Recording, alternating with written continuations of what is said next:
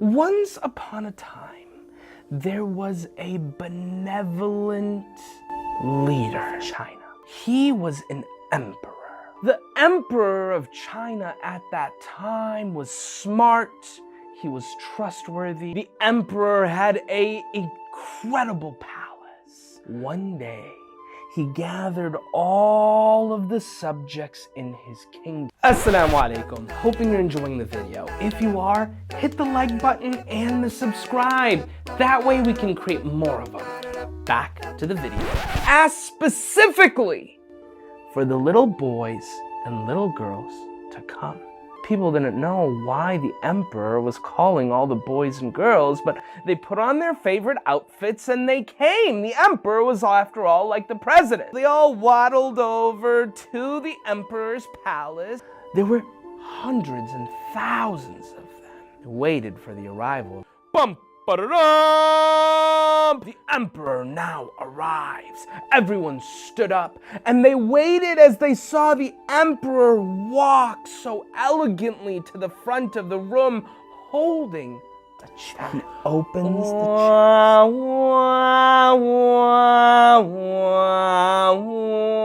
And inside there are seeds?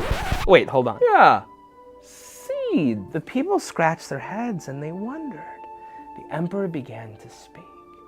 He said, "Ladies and gentlemen, boys and girls, I need to appoint a successor, somebody who will serve as the emperor after me."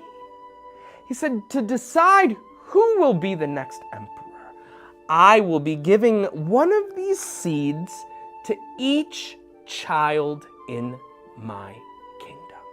And the child who's able to grow a plant that is the most beautiful, that child will become the next emperor."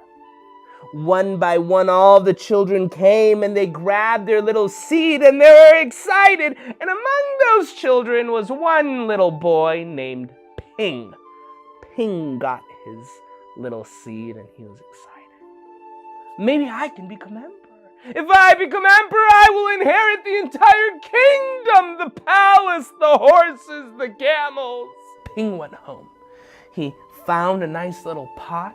He got some really good dirt. He put inside the seed and he began to water it. Day 1, day 2, day 3, day 5, day 10, day 20, day 30. Nothing happened. Maybe I'm not giving it enough sun. Maybe I should put it more in the sun. He put it in the sun. Nothing. He said, maybe I should read to it. He started reading books to it. Nothing. 3 months later, the king invited all of the kids back to his kingdom to see which of those children had grown the biggest and most beautiful plant. Now, Ping thought to himself, if I go there without any plant, there's no way I'll have any chance. He thought to himself, maybe I'll replace this and put in a different plant. If I put in a different plant, a different flower, maybe a rose, maybe a daffodil, maybe a daisy, the king will never know. He saw the 2 options in front of him. Come with an empty plant with nothing in it, or lie.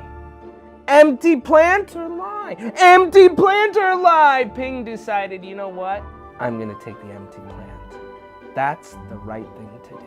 When Ping showed up, he saw all the other boys and girls with beautiful plants, some red, some blue, some green, some purple, some magenta. It was gorgeous. It was like he was in a heaven on earth. And one by one, the emperor began to inspect the flowers and he thought, okay, this is good, this is good, this is good.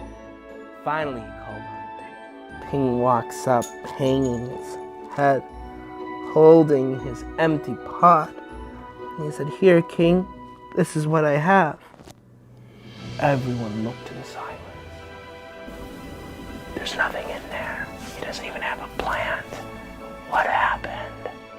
The king inspects the pot. "Oh boy, what happened here?" The boy responds. He says, "I watered it every day. I tried putting it in the sun. I tried reading it books. Nothing worked." people were shaking their head, and the king begins to smile. He announces, "Ladies and gentlemen, boys and girls, I know who will inherit my kingdom." The people were confused. They said there was nothing in there. There was no plant. And the emperor began to speak. He said, in order to be a ruler, in order to be an emperor, in order to be someone of responsibility, you must be honest. I gave each child a seed that had no flower in it. Ping was the only one who was honest. And on that day, the king took off his crown. He gave it to the young boy, and everyone learned an important lesson. It's always best to do the right thing, even when nobody is watching.